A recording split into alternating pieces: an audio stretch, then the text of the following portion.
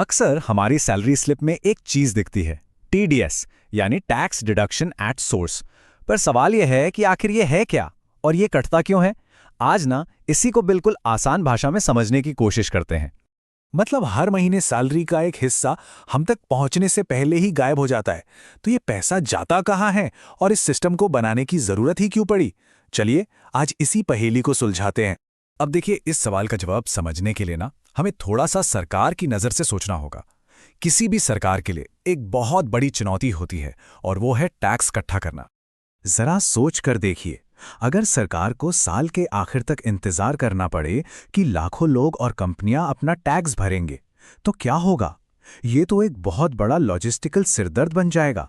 तो जाहिर है इस चुनौती का एक स्मार्ट सा समाधान तो चाहिए ही था। पहले का सिस्टम कैसा था? सोच ये थी कि ठीक है, लोग साल भर कमाएं और फिर आखिर में एक साथ एक बड़ा सा टैक्स बिल भर दें। पर इसका नतीजा क्या हुआ? सरकार के पास कैश फ्लो का कोई ठिकाना नहीं रहता था और आम लोगों पर एक साथ बहुत बड़ा बोझ आ जाता था। और हाँ, इसी वजह से टैक्स चोरी का रास्ता भी खूब खुलता था। लेकिन फिर एक नया और बेहतर तरीका आया जिसने इन सारी मुश्किलों का हल निकाल दिया। और वही समाधान है जिसे आज हम टीडीएस के नाम से जानते हैं। इसका फंडा बहुत ही सिंपल लेकिन जबरदस्त असरदार है। पे एज यू गो, मतलब जैसे जैसे कमाओ वैसे वैसे टैक्स चुकाते जाओ। तो आखिर ये टीडीएस है क्या? देखिए, ये एक तरह का ऑटोमेटिक सिस्टम है। चाहे सैलरी हो, कमीशन हो या फिर कोई ब्याज, ये पैसा सीधे हाथ में आने से पहले ही इसका एक छोटा सा हिस्सा टैक्स के तौर पर कटकर सरकार के पास पहुंच जाता है। बस यही है टीडीएस। ये टैक्स कलेक्शन को बहुत आसान और रेगुलर बना देता है। लेकिन सवाल ये उठता है कि आखिर ये सिस्टम इतना कामयाब हुआ क्यों? असल में इसकी पूरी सफलता 4 मजबूत पिलर्स यानी स्तंभों पर टिकी है। चलिए एक एक करके इन चारों को समझते हैं।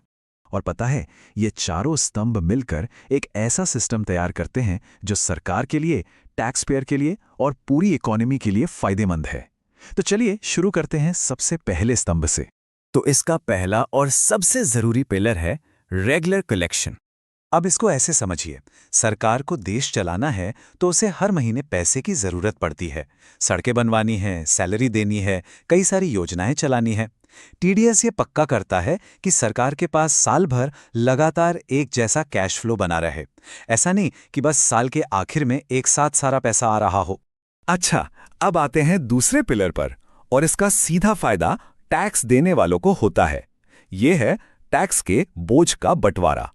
देखिए, साल के आखिर में एक साथ एक मोटा सा टैक्स बिल भरना किसी को भी अच्छा नहीं लगता है ना। टीडीएस क्या करता है, वो इसी बड़े बोझ को छोटी छोटी मैनेजेबल किश्तों में बांट देता है। हर महीने थोड़ा थोड़ा कटता रहता है, तो ज्यादा पता भी नहीं चलता और टैक्स भी आराम से भर जाता है। चलिए अब तीसरे स्तंभ की बात करते हैं।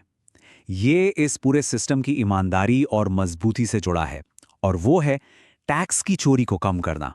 टीडीएस का शायद ये सबसे बड़ा फायदा है, टैक्स चोरी पर लगाम। सोचिए, जब पैसा हाथ में आने से पहले ही टैक्स कट गया तो बाद में इनकम छिपाने का मौका ही कहां बचा, है ना। ये सिस्टम को कहीं ज्यादा ईमानदार और ट्रांसपेरेंट बना देता है।